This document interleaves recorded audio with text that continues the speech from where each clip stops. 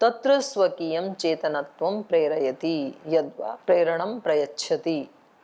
तो कह रहे हैं स्वकीयम चेतनत्वम, अपने चेतनत्व को प्रेरयति, उस साधन में, उस अंग में भेज देता है। यद्वा प्रेरणम प्रयच्छति, या फिर वहां बैठा बैठा ही उन अंगों को प्रेरणा दे देता है। तस्मात् आत्मनो अणुत्वे न दोष, इसलिए आत्मा को अणु मानने में कोई दोष नहीं है। तो इन सारे सूत्रों में क्या बताया जा रहा है? आत्मा अणु परिमाण वाला है। क्योंकि इसमें भी पीछे कई वो मत आए थे ना, कुछ इसको क्या मानते थे? शरीर के परिमाण वाला, कि जितना शरीर उतना आत्मा। बौद्ध मत आया था ना पीछे। तो फिर वहां कह रहे थे कि भाई ये जब चींटी के शरीर से निकल के हाथी के शरीर में जाएगा तो कोई एक ही अंग चेतन हो पाएगा, बाकी तो सारा निर्जीव पड़ा रहेगा। और हाथी मर गया और अगला जन्म चींटी का हो गया तो आत्मा बाहर लटकेगी, फिर बड़ा परिमाण हो गया। तो फिर उन्होंने उसका दीपक का ही वो दिया था ना, कि ये शरीर के अनुसार छोटा बड़ा हो जाता है। तो बोले चलो ये शरीर के अनुसार छोटा बड़ा हो जाता है जीवन काल में, तो मोक्ष में क्या होगा इसका? फिर जब इसका स्वभाव छोटा बड़ा होने का है तो शरीर के अकॉर्डिंग यहाँ तो हो जाएगा। संसार में तो जैसा शरीर होगा वैसा आत्मा का साइज बन जाएगा। मोक्ष में क्या साइज होगा उसका? कोई शरीर तो है ही नहीं। आप कहो कि सूक्ष्म होगा तो क्यों, उसका हेतु बताना पड़ेगा। आप कहो विभू हो जाएगा तो क्यों, उसका हेतु बताना पड़ेगा आपको। तो एक तो ये मत चला था वहां पर, आत्मा का परिमाण कितना है, शरीर व्यापी माना था। फिर कुछ लोग मानते हैं कि आत्मा भी आकाश की तरह या परमात्मा की तरह विभू परिमाण वाला है। माने काफी बड़ा एक ग्रुप है और उसमें विद्वान लोग भी शामिल हैं। ऐसा नहीं है अनजान लोग इसको मानते हैं, विद्वान लोग भी ऐसा मानते हैं। वो कहते हैं कि सब जगह है आत्मा, तो सब जगह है तो फिर उसको सर्वज्ञ होना चाहिए।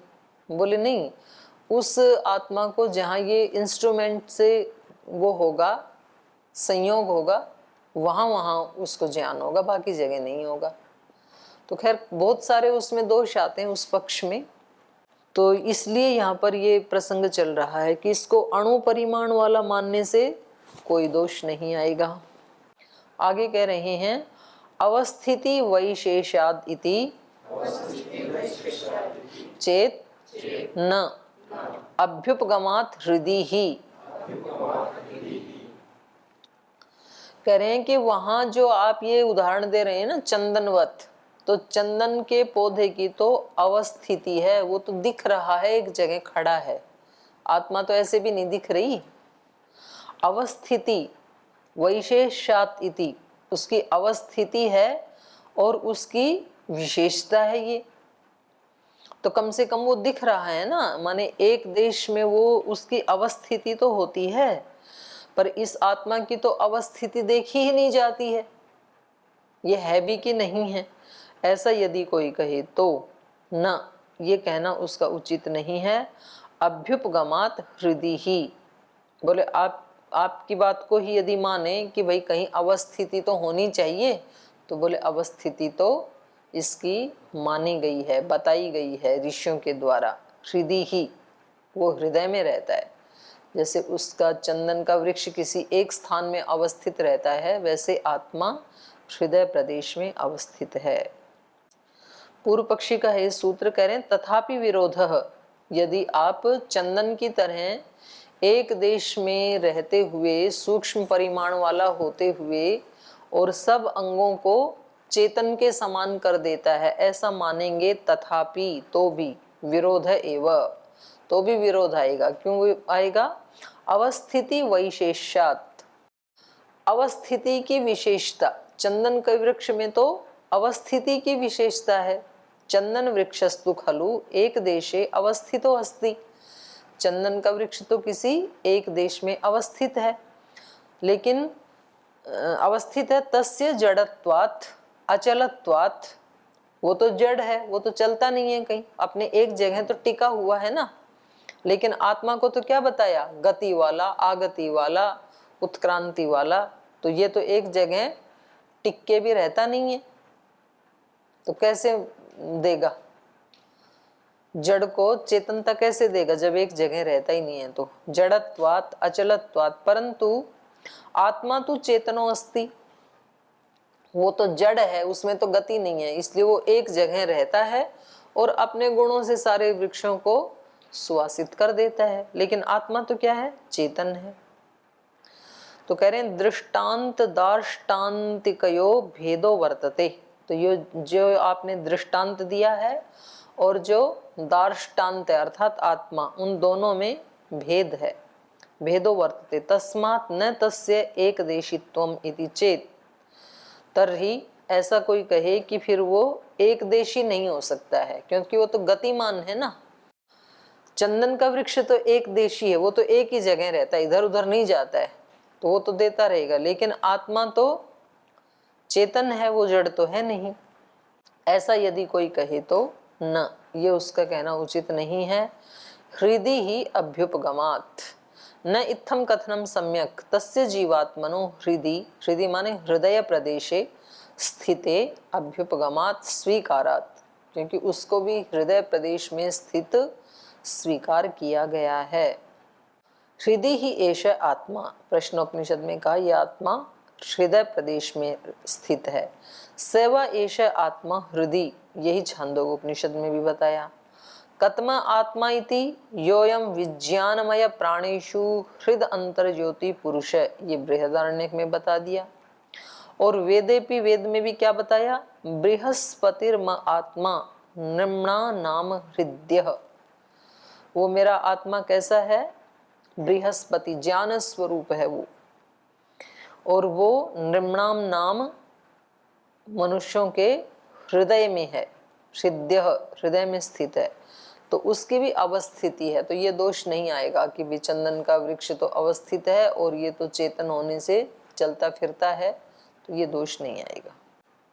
उसी को पुष्ट करते हुए कहा गुणाद्वा लोकवत, और कह रहे हैं आत्मा के जो अपने गुण हैं, उन गुणों के होते हुए भी यही ठीक से समझ में आता है कि वो अणु परिमाण वाला है। कैसे, लोकवत, लोक के समान। सूत्र में जो वा है, गुणाद वा, ये चार थे, चकार के अर्थ में है। तो अर्थ क्या हुआ, और गुणात, और अपने गुणों से भी लोकवत, लोक के समान अपने गुणों से भी आत्मा अणु परिमाण वाला ही सिद्ध होता है। माने सभी उपकरणों को वो अणु होते हुए ही प्रवृत्त कर देता है, हाथ पैर आदि को प्रवृत्त कर देता है क्रिया में।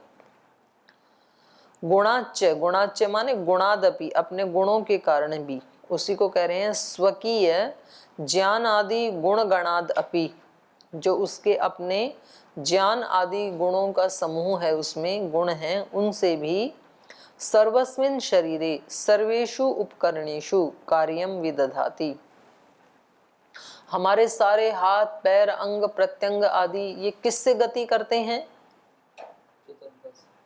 नहीं, केवल चेतनता से नहीं करेंगे। चेतन तो है आपके अंदर, लेकिन आपका दिमाग काम ना करे तो फिर आप अपने जहां जब हाथ को उठाना चाहें उठेगा ही नहीं, पड़े रहेंगे ऐसे ही। तो ज्ञान के कारण आपको पता है कि यहाँ मक्खी बैठ गई, तब आपका हाथ उठेगा उसको हटाने के लिए। यदि ज्ञान नहीं है तो फिर मक्खी बैठी रहेगी, हाथ भी है, नहीं उठेगा, या जहां नहीं उठाना है वहां भी उठ जाएगा। तो एक तो ज्ञान से, दूसरा प्रयत्न गुण होना चाहिए। ज्ञान भी है लेकिन प्रयत्न नहीं है तो भी नहीं उठेगा। तो ये इसके गुण हैं आत्मा के, ज्ञान आदि, आदि कहने से प्रयत्न आदि भी ले लिए जाएंगे, इच्छा द्वेष आदि भी ले लिए जाएंगे। उन सब गुणों के कारण स्वकीय ज्ञान आदि गुण गणात, अपने इन ज्ञान के जो ज्ञान आदि जो गुण हैं, उन सब गुणों का जो ग्रुप है, उस सब से जब जिसकी जरूरत होती है उसका प्रयोग कर लेता है।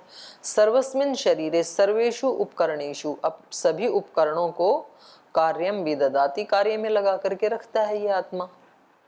तो देखो इसको ना देखने से बहुत अच्छा लगता है। जैसे आपको पदार्थ में भेजें और वहाँ मशीनों को जाके आप देखते हैं, अच्छा ये मशीन वहाँ से चला था एलोवेरा, ये फिर वहाँ उस मशीन ने उसके छिलके उतार दिए, उसने उसका वो निकाल दिया अंदर का, फिर उसने उसको घुमा दिया, फिर उससे आगे जा कर के उसने पाइप ने बोतल में भर दिया, उससे अगले स्टेप में उसको ढक्कन लगा दिया, उससे अगले स्टेप में उसको वो पेपर चिपका दिया। तो कितना अच्छा लगता है, उसको देखने के लिए जाते हैं वहाँ पे मुझे दिखा दो एक बार कैसे भरा जाता है। और वहाँ पर वो भरते समय कोई अगर फॉल्ट है उसमें तो एकदम ऐसे फेंक के मारता है, सेंसर लगे हैं ना, छिटका देता है, मानो वो ढक्कन टूटा हुआ है या बोतल कहीं टूटी हुई है तो सेंसर उसको एकदम से रिजेक्ट कर देता है, या उसमें कम ज्यादा भरा हुआ है।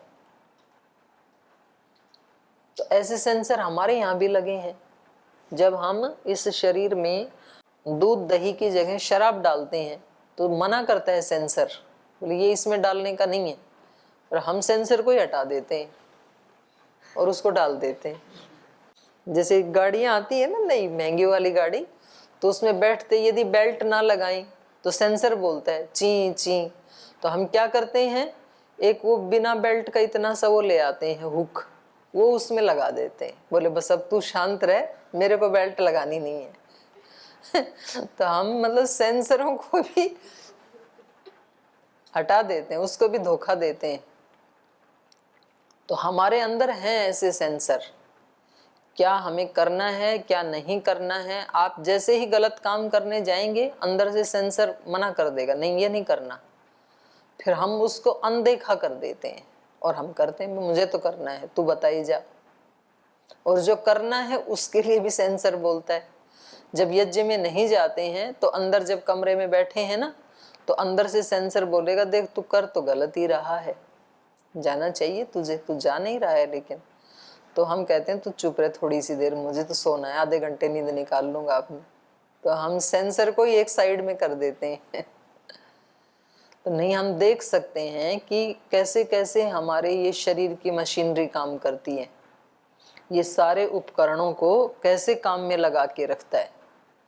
मतलब जब आंख से आंसू निकलना है ऐसा कोई प्रसंग आएगा तो तुरंत सेंसर अपना काम करता है, तुरंत आंसू आ जाते हैं। और यदि सब समय पानी गिरता रहे तो क्या हाल बने बताइए। भाई पानी भी है, आंख भी है, ओपन भी है, कोई यहाँ पे सील तो कर नहीं रखी। हर समय यदि आंसू गिरते रहे तो क्या क्या बने। हर समय ही शरीर से मलमूत्र निकलता रहे तो क्या करें।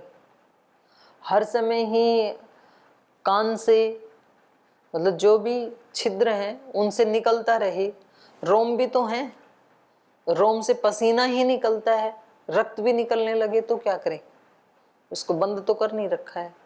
तो कितनी अच्छी व्यवस्था है, जब जो निकलना है निकलता है, जब नहीं निकलना है तो अब बंद रहता है अपने आप ही, तो कोई लोक तो कर नहीं रखा है। तो ये सारा क्या है, ये आत्मा का ही तो सारी प्रेरणा है। कब क्या करना है, कब रोना है, कब हंसना है, कब आंख से पानी आना है, कब नाक से पानी आना है, कब क्या करना है, तो आत्मा ही प्रेरणा देती है। कब कांटा लगा तो कब उसको निकालना है, हाथ कब उठेगा, कब हाथ पीछे होगा, कब हाथ जुड़ जाएंगे, कब गर्दन झुक जाएगी। तो आप अपनी एक एक एक्टिविटी को देखो ना, तो कौन कर रहा है इसको, कौन कहता है कि यहाँ आकर के आप हाथ जोड़ के प्रणाम करना, कौन कहता है जाते समय करना। ये सब कैसे हो रही है ये एक्टिविटी मेरे से, कब कौन सा विचार चलेगा, क्यों चलेगा, मेरी मर्जी से चल रहा है कि बिना मर्जी कैसे ही चल रहा है।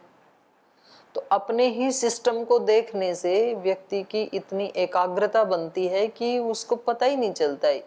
इससे अच्छी फैक्ट्री, इससे अच्छी कोई मशीनरी, इससे सुंदर कोई सीनरी धरती पे नहीं है जो भगवान ने बनाई है।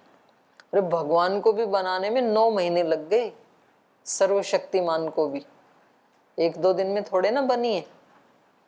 आप देखो कि कैसे जब शुरुआत हुई होगी शरीर से, एक एक कण से, एक अणु से, और कैसे फिर हे भगवान यहाँ से अंदर एक कंठ में छिद्र बनाया, फिर थोड़ा ऊपर जाके नाकों में बनाई, फिर इधर से कानों के बनाए, फिर इधर एक नलिका बनाई, फिर उसको यहाँ थोड़ा सा चौड़ा बनाया, फिर नीचे उसमें इतनी लंबी आंत। तो कितना टाइम लगा होगा उसको बनाने में। और ये तो हो गई स्थूल रचना। फिर इधर थोड़ी किडनी को फिट किया, फिर थोड़ी जगह निकाल के इधर लीवर को फिट किया, फिर उसी के ऊपर कहाँ कहाँ पेनक्रियाज, कितने सारे, कहीं हार्ट को, फेफड़े को, और उन्हीं के बीच में हड्डियां भी, रक्त भी, मांस भी, और वो बनते ही रहेंगे ऑटोमेटिक। कैसी व्यवस्था, कैसी सेंसर लगाई। और उसके भी अंदर फिर जो सूक्ष्म नाड़ियां हैं जिनसे हमें संवेदना होती है, जो दिखाई भी नहीं देती हैं, सूर्य की रश्मियों की तरह से जो सूक्ष्म है, उनको बनाना और उनको फिट करना और उनका कनेक्शन यहाँ से जोड़ना। ब्रेन के जो एक एक परमाणु हैं, एक एक परमाणु के साथ फिर बहुत सारे हजारों हजारों शरीर के परमाणु कनेक्ट हैं। तो इसलिए वहां चोट लगते ही तुरंत उसको पता लग जाता है। तो कितनी जटिल है ये मशीनरी। तो कभी आप केवल स्थूल स्थूल शरीर का भी निरीक्षण करें, जैसे उपासना आदि में तो सूक्ष्म में उतरता है व्यक्ति, साधक, पर केवल स्थूल शरीर को भी देखे ना।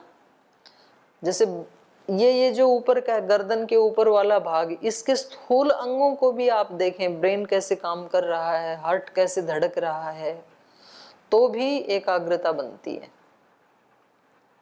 देखना ही नहीं चाहता है आदमी, अपने वाले को नहीं देखता, पदार्थ में जाना चाहता है। बोल जी हमारा एक टूर बना दो ना, वहां देख के आएंगे एलोवेरा जूस कैसे निकलता है। अपने वाला तो देख ले पहले, खाना खाता है ये जूस कैसे निकलता है। तो ये कह रहे हैं कि ये बड़ी विशिष्ट है मशीन जो है ना। तो ये गुणाद अपि स्वकीय ज्ञान आदि गुण गणाद अपि सर्वस्मिन् शरीरे सर्वेषु उपकरणेषु कार्यम विदधाति। जो इसके ज्ञान आदि, प्रयत्न आदि जो गुण हैं, उनसे शरीर के सारे जो उपकरण हैं उनको कार्य में ये लगाता है। सर्वम शरीरम सर्वोपकरणानि च स्वगुणेन प्रवर्तयति। पूरे शरीर को और शरीर के सभी उपकरणों को अपने उस ज्ञान गुण से या प्रयत्न आदि गुण से ये प्रवृत्त करता है। यथा लोके, जैसे लोक में भी मणि प्रदीपादय एक देशस्था अपि सर्वम वेश्म स्वप्रकाशेन प्रकाशयन्ति। तो लोक में भी ऐसे देखा जाता है, जैसे कोई मणि रख दी हमने, तो वो मणि अपने आलोक से पूरे उस वेश्म को, भवन को आलोकित कर देती है। जैसे वहाँ जाते हैं ना श्री अरविंद आश्रम में पांडिचेरी, तो वहाँ एक उन्होंने एक हॉल बनाया है, ओरोविल। आप लोग गए थे? नहीं गए थे तब, कुछ गए थे भाई। तो वहाँ उन्होंने एक ना बड़ा सा वो ला के रखा हुआ है मणि, उसमें लाइट नहीं है और ऊपर से एक छोटा सा छिद्र है, उसमें से सूर्य का प्रकाश आता है और वो उस मणि पे गिरता है, उससे फिर वो सारे उसमें आलोक होता है। तो बड़ा अच्छा लगता है उसमें बैठ के ना, शांति सी मिलती है।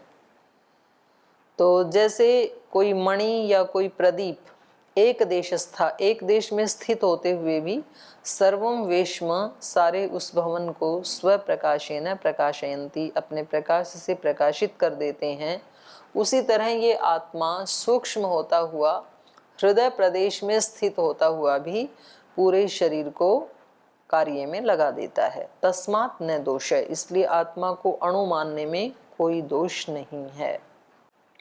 व्यतिरेको गंधवत। अब यहाँ पर बात है, बोल जी गुण तो गुणी से अलग नहीं होते हैं। गुण कहाँ रहते हैं? गुणी में। गन्ने का मिठास कहाँ रहेगा? गन्ने में ही रहेगा। मनुष्य का मनुष्यत्व मनुष्य में ही रहेगा। गो का गोत्व गो में रहेगा। गुण गुणी से अलग नहीं होते हैं। तो ज्ञान आदि आत्मा के गुण है ना, तो ज्ञान आदि गुण तो आत्मा में ही रहेंगे।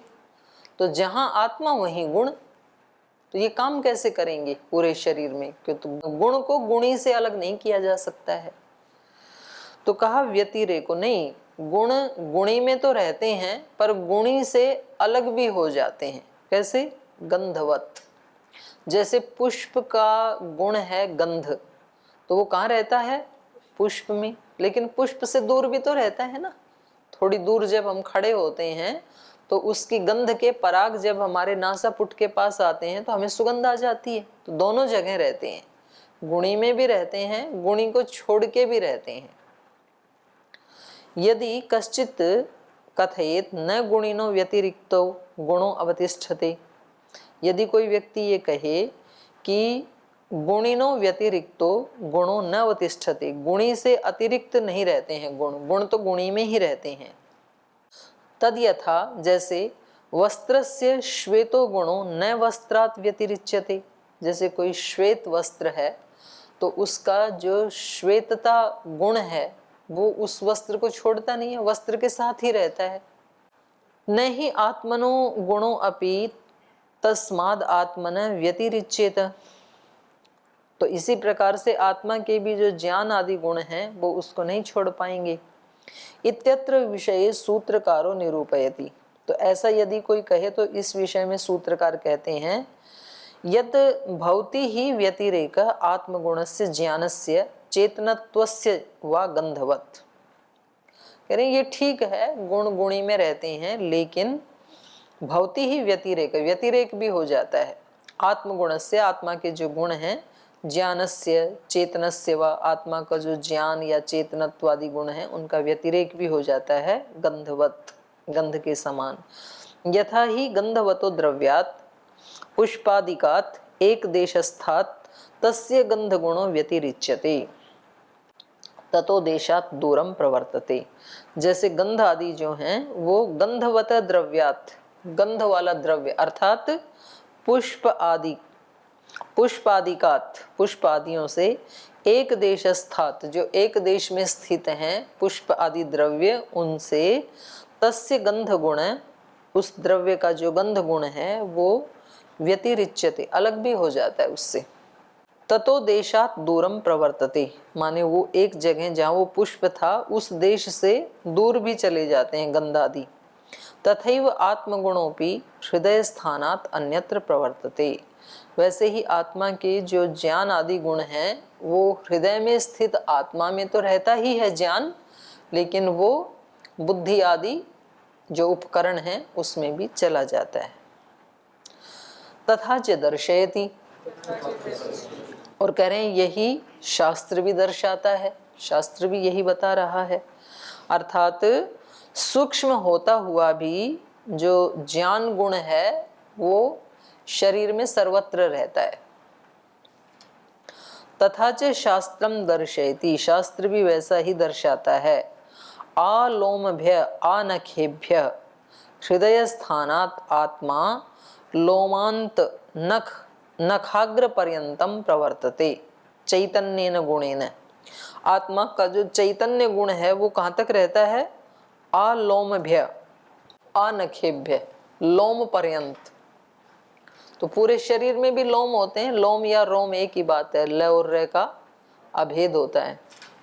तो रोम पर्यंत या लोम पर्यंत चेतनत्व रहता है, तो वही बात है न्याय दर्शन में कही ना जो त्वक पर्यंत, तो ऐसे यहाँ आलोमभ्य आनखेभ्य नख पर्यंत, तो नख अंतिम सीमा है ना हाथ और पैरों में, तो नाखून पर्यंत। अब आलोमभ्य आनखेभ्य हृदय स्थानात्, हृदय स्थान में तो है ही चेतना आत्मा में, तो हृदय स्थानात् आत्मा लोमांत नखाग्र पर्यंत, लोम का जहाँ अंत है वहां तक और नख का जो अग्र भाग है नाखून का वहां तक प्रवर्तते चैतन्येन गुणेन, वहां तक चेतन रहता है। तो अब ये दूसरी बात है कि भाई लोम का अंत कहाँ माने? लोम का अंत जैसे बाल है तो अंत तो जितना बाल है उसका जो अंतिम भाग है वहां तक माना जाएगा, बड़े वाले बाल वाले का और थोड़ा दूर जाएगा और छोटे जिसके बाल हैं उसका थोड़ा दूर जाएगा। तो यहाँ तो केवल उतना बोला ना लोमांत, लोम का अंत जहाँ है, और नखाग्र पर्यंत, नख का अग्र भाग, तो किसी के नख इतने हैं तो चेतना यहाँ तक रहेगी कि यहाँ तक रहेगी, क्योंकि वो बढ़ तो रहा है ना, तो यहाँ पर क्या मानेंगे? ये वैसा ही है जैसे व्याकरण में आता है ना, वो परिधि और आपाटलिपुत्र वृष्टो देव, तो वहां पर एक तो मर्यादा लिया जाता है, अभिवृद्धि और मर्यादा। तो मर्यादा का मतलब उस स्थान को छोड़ के, वहां तक मतलब उसको छोड़ के, तो ये तो हो गई मर्यादा।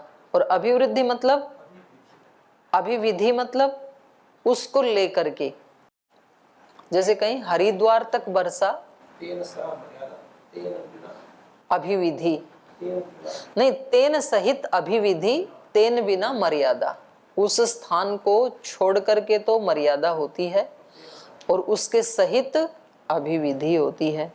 तो यहाँ पर भी आ शब्द जो कह दिया, तो इसमें फिर इसका निर्णय जो है न्याय दर्शन आदि करेंगे। यहाँ तो सामान्य कथन कह दिया कि लोम के अंत तक होती है चेतना, नख के अग्रभाग तक रहती है। तो अग्रभाग यहाँ पर वो लिया जाएगा जो त्वक पर्यंत है, और लोम में भी जो त्वक पर्यंत लोम का अग्रभाग है, मतलब जहां से शुरू हुआ ना वो अग्रभाग लिया जाएगा, तो वहां तक चेतना होती है। पृथक उपदेशात, आत्मा से पृथक भी उसके गुण होते हैं, ऐसा उपदेश होने से आत्मनो गुणस्य ततो भिन्न प्रवर्तने पृथक उपदेशो अपि विद्यते। बोले आत्मा के जो गुण हैं, उन गुणों का ततो भिन्न प्रवर्तने, उस आत्मा से भिन्न भी वो होते हैं, ऐसा पृथक उपदेश भी है। जैसे यहाँ पर कोशित की ब्राह्मण में कहा, प्रज्ञया शरीरम समारुह्य। प्रज्ञया माने बुद्धि से, प्रज्ञा से, ज्ञान से, शरीरम समारुह्य, शरीर में प्रवेश करके, शरीर में आरूढ़ हो करके। तो यहाँ पर उससे अलग होगा तभी तो उसके माध्यम से शरीर में आएगा। ऐसे ही प्रज्ञानम प्रज्ञा तेन प्रज्ञानेन स्व चैतन्य गुणेन आत्मा शरीरम अभिप्रविश्य तिष्ठति। इसका अर्थ क्या हुआ? प्रज्ञानम प्रज्ञा, प्रज्ञा का प्रज्ञया कहा ना, तो कहा प्रज्ञा क्या है? प्रज्ञानम प्रज्ञा, ज्ञान ही प्रज्ञा है। तेन प्रज्ञानेन, तो उस प्रज्ञान से, उस ज्ञान से उसको कहा प्रज्ञया। स्व चैतन्य गुणेन आत्मा शरीरम अभिप्रविश्य तिष्ठति। अपने उस ज्ञान के बल से ही, ज्ञान पे आरूढ़ होकर के ही शरीर में प्रवेश करता है आत्मा। तस्मात् स्वगुण द्वारेण प्रवृत्ति ही, तो इसमें इस आत्मा की प्रवृत्ति किसके द्वारा हो रही है? अपने ज्ञान गुण के द्वारा ही हो रही है। तो ज्ञान गुण उससे अलग होना चाहिए ना, तभी तो उसके माध्यम से आएगा। तस्मात् स्वगुण द्वारेण प्रवृत्ति सार्वदेशी की शरीरे अणोरपि सतः आत्मन संभवती। तो इस अणु होता हुआ भी उसकी गति जो है वो सार्वदेशी की, शरीर के सभी देशों में उसकी प्रवृत्ति है, तो कोई दोष नहीं आएगा। तो अब इसके ऊपर पूर्व पक्षी शंका कर रहा है, तो इसका वर्णन फिर कल पढ़ेंगे।